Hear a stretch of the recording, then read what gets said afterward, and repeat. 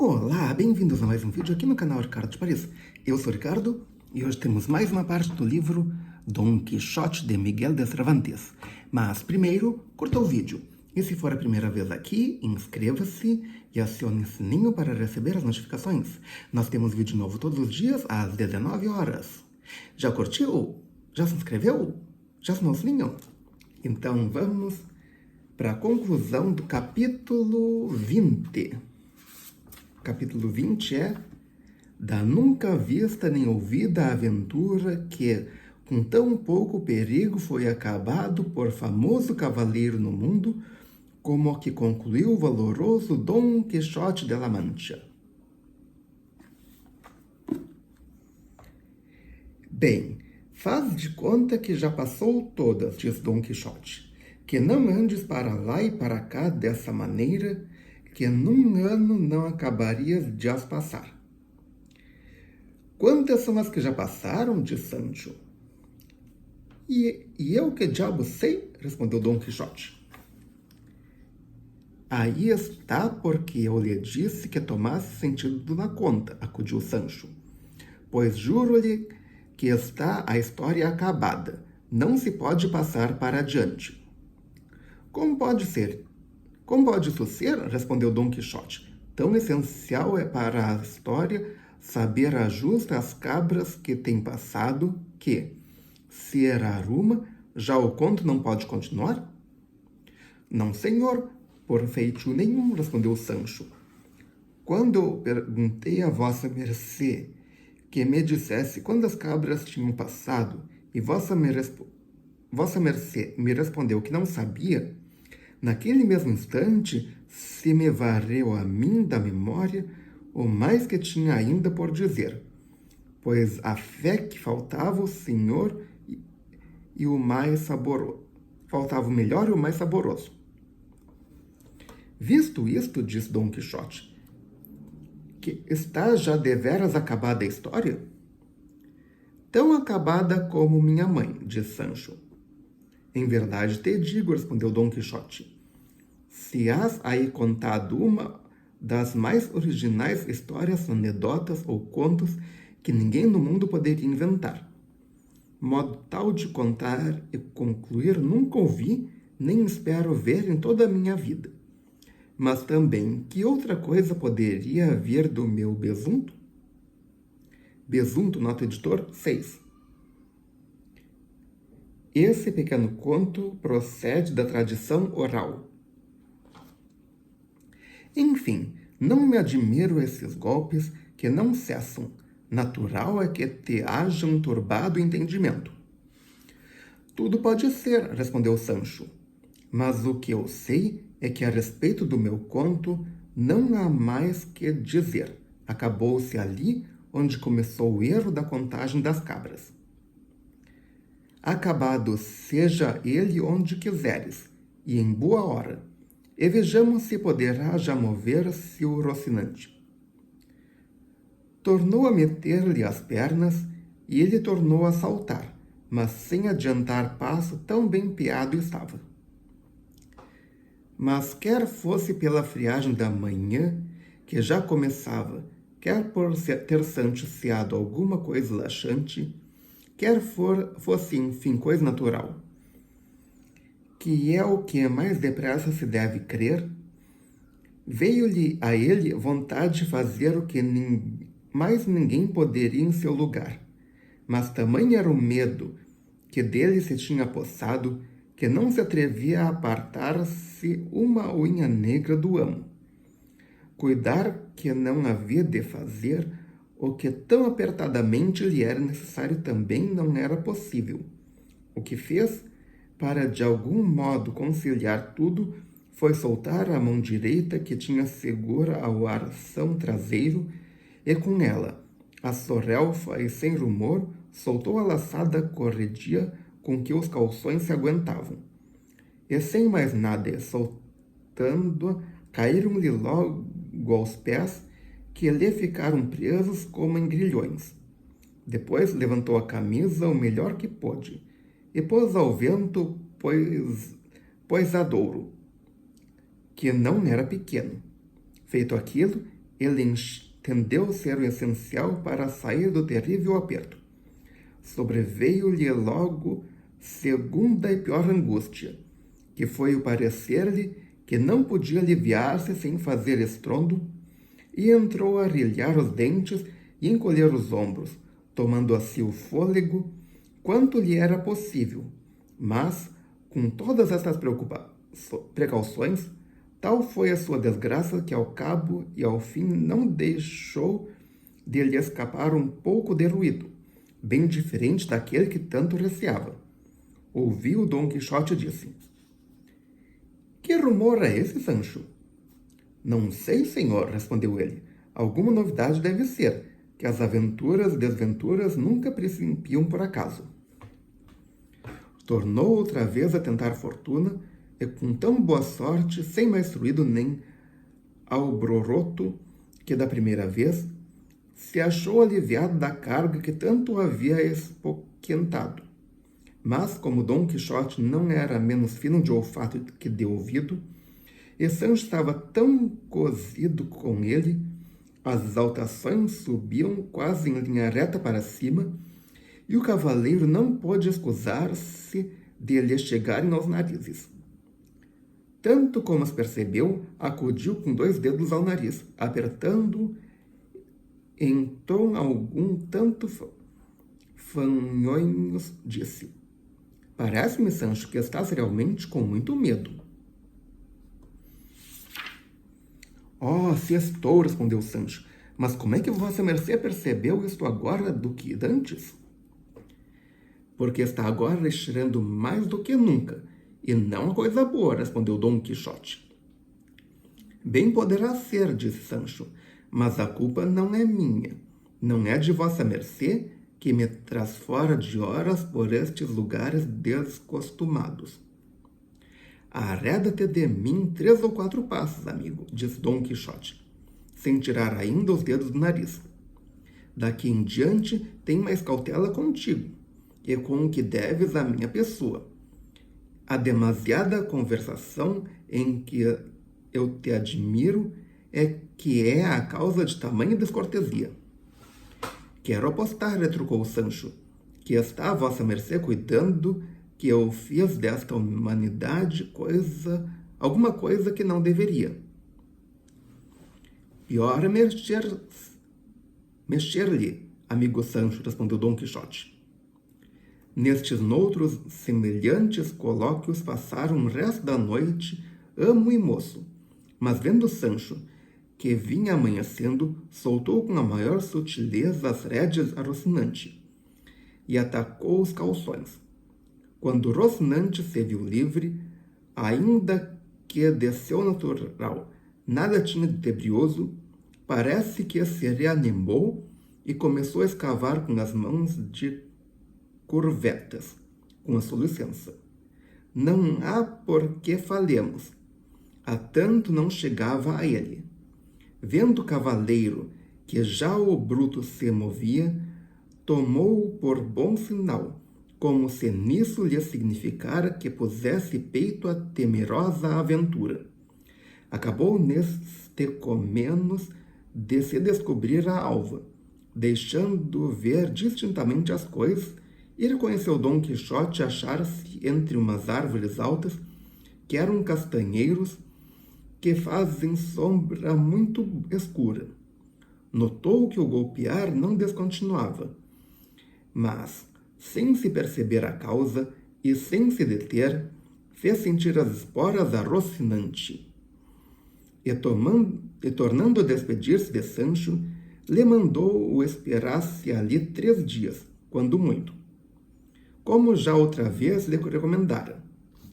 E, se ao cabo deles não tivesse voltado, desse por certo que Deus havia sido servido de lhe fazer acabar a vida naquela perigosa aventura. Tornou-lhe a repetir o recado e a embaixada que havia de levar da sua parte a sua senhora Dulcinea, e que, pelo que trocava a paga do seu serviço, não tivesse pena, porque ele tinha deixado feito o seu testamento antes de sair da aldeia, no qual se acharia gratificado de tudo que tocava ao seu salário, na proporção do topo que o tivesse servido. Porém, se Deus tirava daquele perigo são salvo escorreito, podia ter por mais que certa a prometida ilha. De novo desatou Sancho a chorar, ouvindo outra vez aqueles piedosos ditos de seu bom senhor, e resolveu não deixar até a conclusão e remate último da empresa.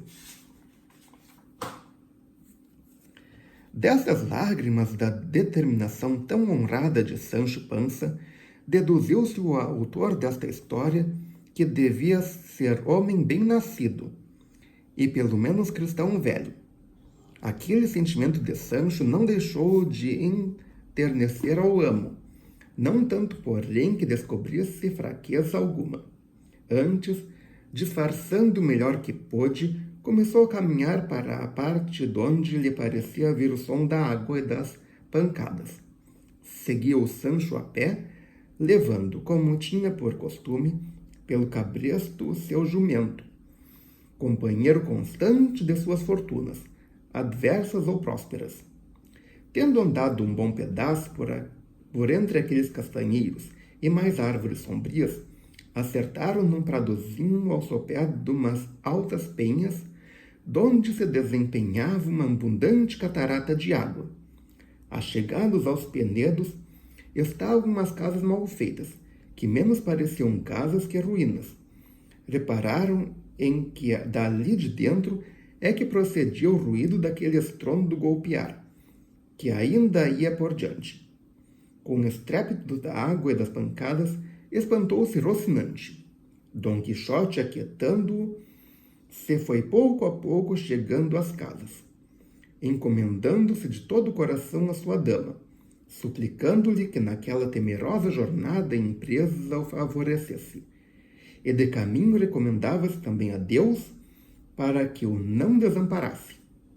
Não se lhe tirava do lado o Sancho, estendendo quanto podia o pescoço e os olhos por entre as pernas de Rocinante, a ver se perceberia, enfim, o que tão amedrontado o trazia.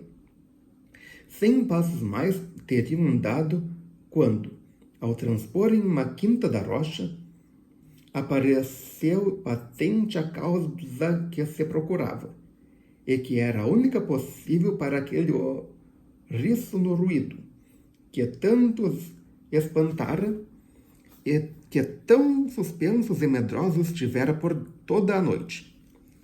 A causa única, leitor meu, se não levas a mal que lhe declare, eram 6 maços de prisão que alternavam os golpes com todo aquele estampido. Logo que Dom Quixote viu que era, emudeceu e ficou-se de todo pasmado. Voltou-se para ele Sancho e ouviu de cabeça derrubada para os peitos, com mostras de envergonhadíssimo. Olhou também Dom Quixote para Sancho e viu que estava de bochechas entufadas e a boca cheia de riso, com evidentes sinais de estar por um triz a arrebentar-lhe a garganta. Não pôde tanto como um bom do cavaleiro a sua melancolia, que à vista da cara de Sancho se pudesse conter, que também não risse. Sancho, vendo que o próprio amo lhe abria o exemplo, rompeu a presa de maneira que teve de apertar as ilhargas com as mãos ambas para não rebentar a rir. 4 vezes serenou, e outras tantas voltou à mesma posição de hilaridade com a mesma força que a princípio. Já de tanta galhofa se ia dando ao diabo Dom Quixote, mormente quando lhe ouviu dizer de chança: "Hás de saber, Sancho amigo, que eu nasci por determinação do céu nesta idade de ferro, para estar nela de ouro ou dourada. Como sou aquele que para quem estão guardados os perigos, as grandes façanhas, os valorosos feitos." E por aqui foi enfiando todas as razões que ao amo ouvira, quando começaram aqueles golpes medonhos.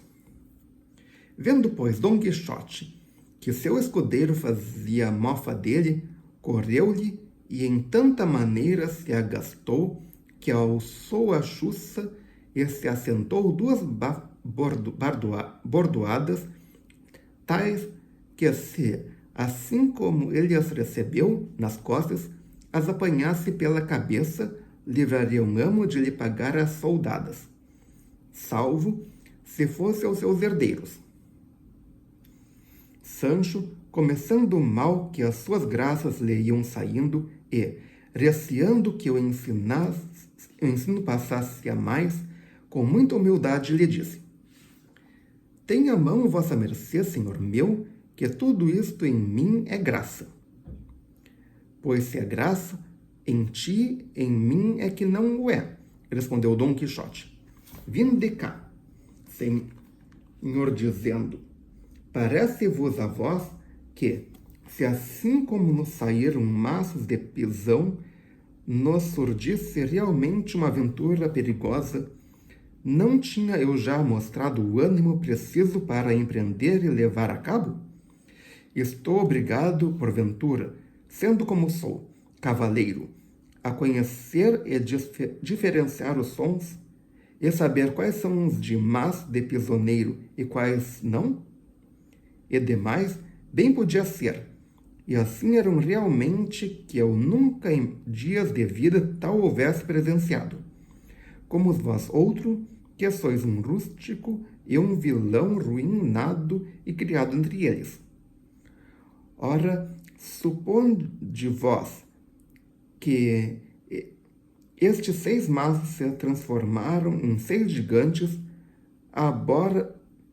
abarbem-nos comigo, a um ou dois de roldão, e, quando eu vou-los não apresentar a todos, de pernas ao ar, dou-vos licença que façais de mim quanta chacota quiseres. Basta já, senhor meu, replicou Sancho. Confesso que passei de risonho, mas diga-me, vossa mercê, agora que fizemos as pazes, assim Deus o tire para o futuro de todas as aventuras, tão são e salvo como desta o livrou. Não foi coisa de rir, e não é para se contar.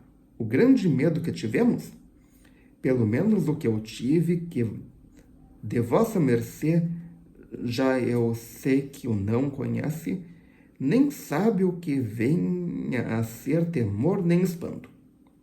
Não nego, respondeu Dom Quixote, que o sucesso não fosse merecedor de riso, mas digno de contar-se é que não é, porque nem todas as pessoas são tão discretas que saibam pôr as coisas em seu lugar. Vossa mercê, pelo menos, respondeu Sancho, soube pôr no seu lugar a chuça, aprendendo-me a cabeça e dando-me nas costas, graças a Deus e ao cuidado que eu pus em revirar-me o jeito. Mas vá lá, que tudo afinal há de ser pelo menos que sempre ouvi dizer: quem bem ama, bem castiga.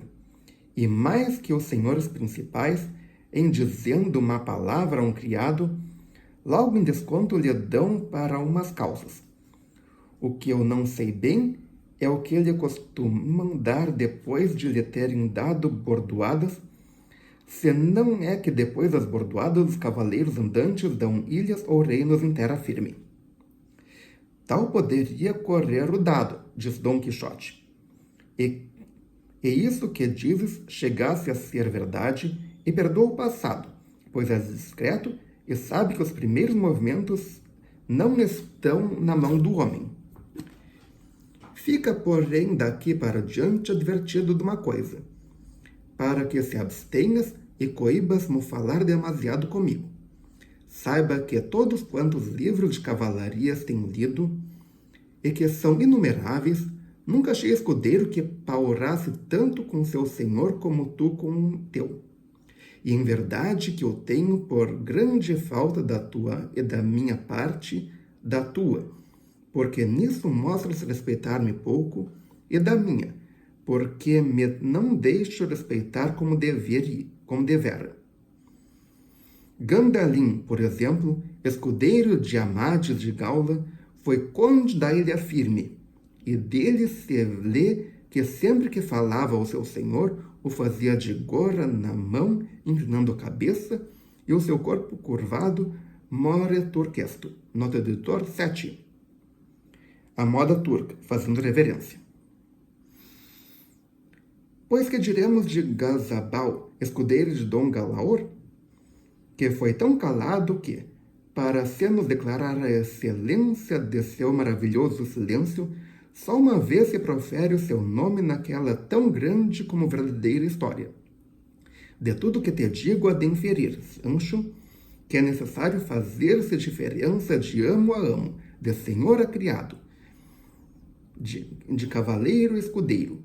Portanto, de hoje avante, devemos-nos tratar mais respeitosamente, sem nunca nos confundirmos um com o outro, porque mercês e benefícios que vos hei prometido a meus tempos chegarão. E se não chegarem a vosso salário, pelo menos nunca o haveis de perder, como já vos disse.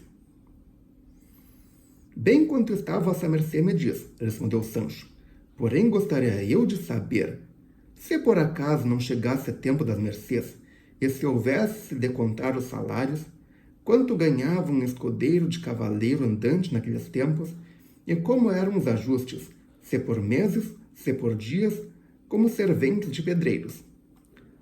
Não creio eu, respondeu Dom Quixote, que jamais tais escudeiros servissem por soldada justa. Serviam confiados nas mercês. E se eu agora te falei a ti em salário, e no que a este respeito deixei no meu testamento cerrado lá em casa, foi pelas incertezas do futuro. Por ora ainda não sei como corre nestes calamitosos tempos a cavalaria, e não queria, por tão pequenas coisas, condenar a minha alma para outro mundo. Porque faço-te saber, Sancho, que neste em que vivemos não está mais perigoso que o dos aventureiros. Essa é a verdade, respondeu Sancho, pois só o estrondo de uns maços de pistão bastou para albarrotar e desassossegar o coração de tão valoroso cavaleiro andante como vossa mercê é. Mas pode ficar descansado que daqui em diante não torno a abrir a boca para burlar sobre as coisas de vossa mercê, salvo sendo para o honrar como meu amo e senhor natural que é. Desta maneira, respondeu Dom Quixote, viverás longo tempo sobre a superfície da terra, porque abaixo dos pais se hão de os amos respeitar como se o foram. E por hoje é só. Se você gostou, clique em curtir, adicione esse vídeo aos seus favoritos, compartilhe com seus amigos, volte amanhã para mais uma parte da história, mais um capítulo. Ou será que é guloseima? Volte amanhã e descubra. Obrigado pela presença, obrigado pela audiência, até amanhã às 19 horas com mais um vídeo e tchau!